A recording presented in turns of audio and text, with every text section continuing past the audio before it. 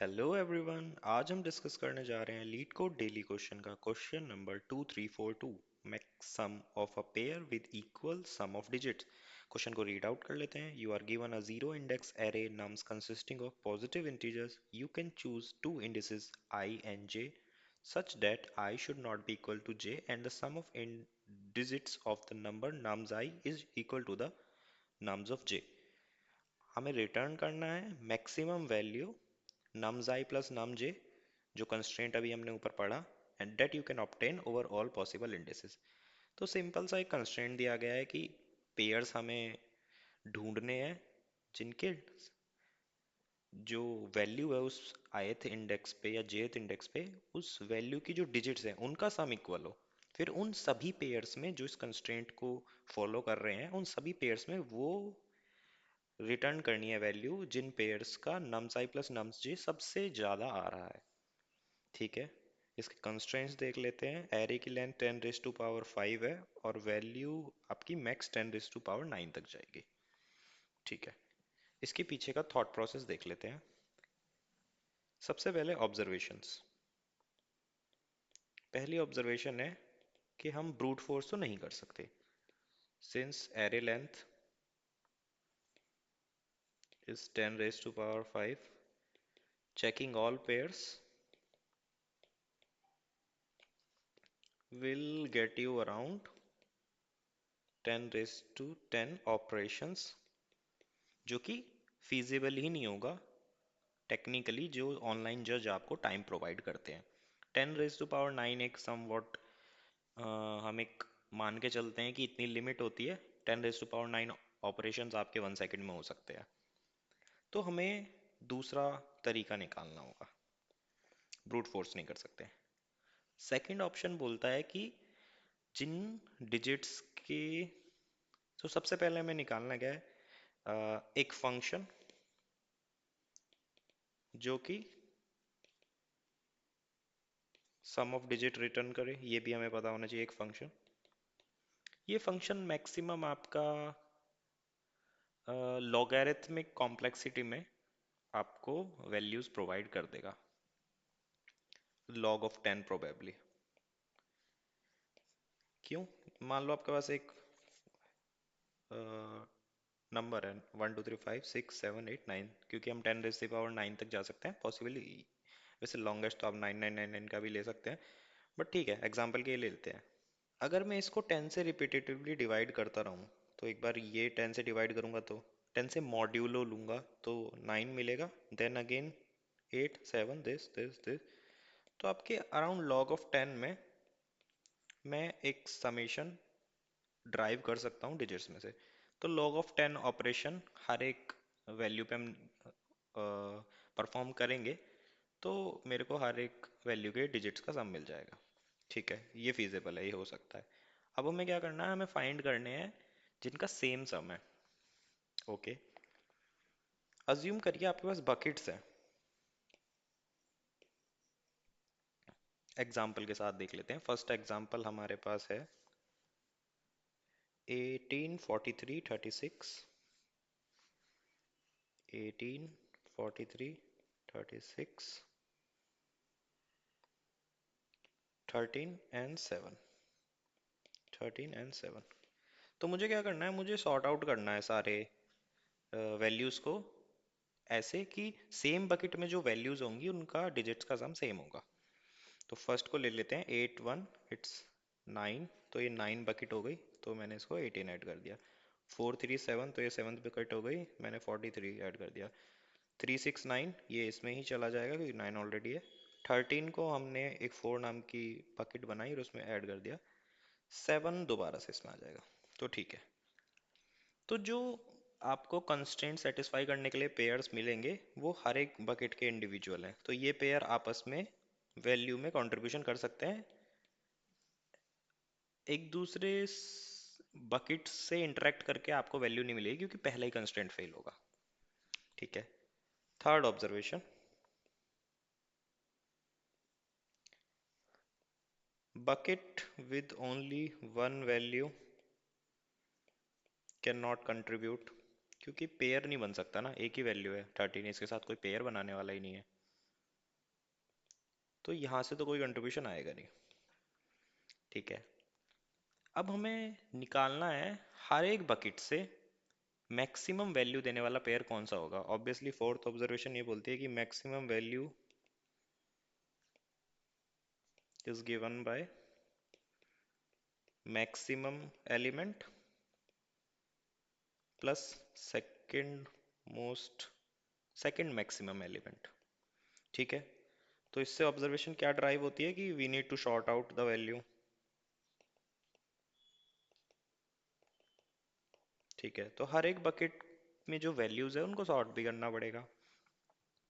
तो क्या हमें यहाँ पे ज़रूरत है मैनुअल सॉर्टिंग की, या हम कोई और डेटा स्ट्रक्चर यूज़ करें जो कि आपका ऑर्डरिंग को हमेशा मेंटेन रखे।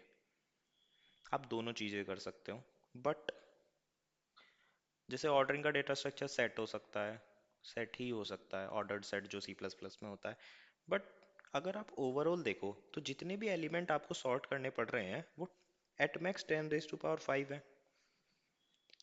आपको 10⁵ एट मैक्स 5 पे जब आप सॉर्टिंग ऑपरेशन परफॉर्म करते हैं तो वो ऑल एन लॉग एन में परफॉर्म हो जाता है।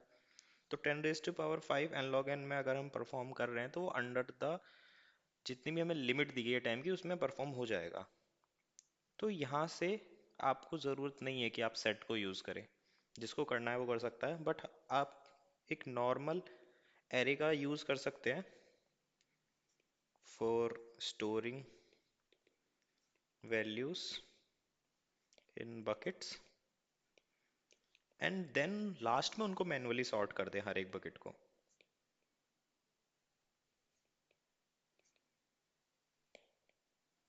अब बस हमारी फाइनल ऑब्जर्वेशन हमें करनी है, व्हाट इज बकेट। तो बकेट कुछ नहीं है, बकेट को एक हैश मैप मान लेते हैं जिसमें जो की होगा वो सम ऑफ डिजिट्स होगा और वैल्यू होगा एरे ऑफ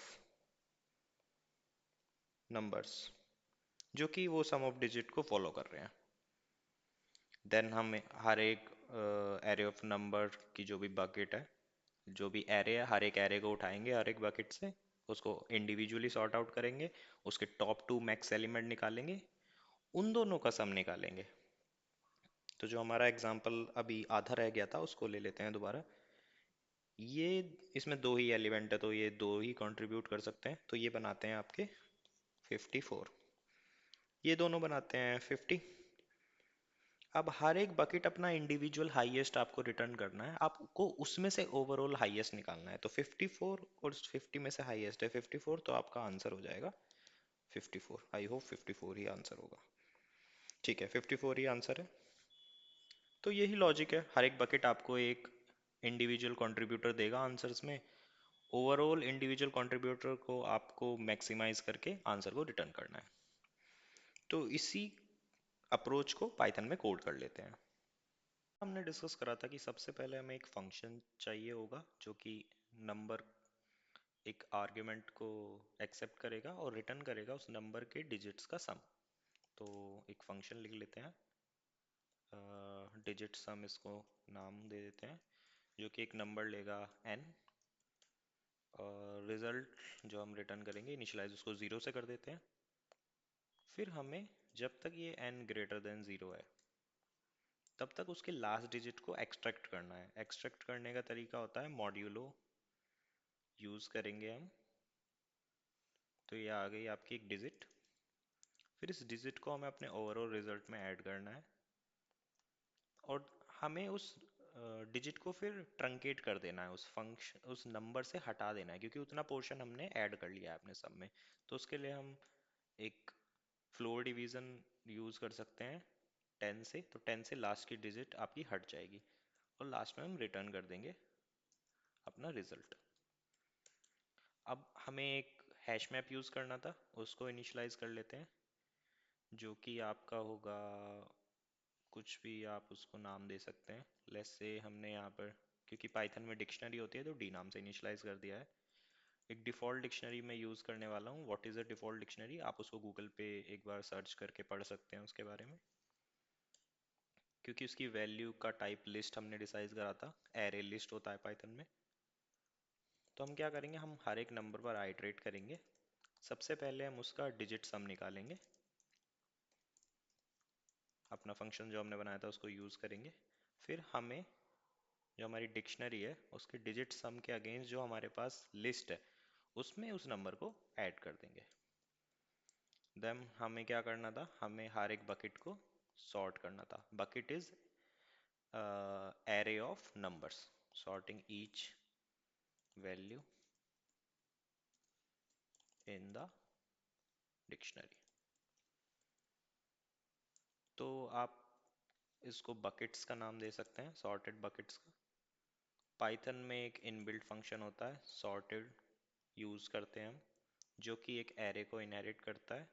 क्योंकि हमें इसको डिसेंडिंग ऑर्डर में सॉर्ट करना है तो हम रिवर्स ट्रू पास करते हैं, फिर हम हर एक वैल्यू पर आइटरेट करते हैं। तो डी डॉट जो वैल्यूज होती हैं वो आपको एरे ऑफ वैल्यूज रिटर्न करता है, हमारे केस में array list of list return होगा।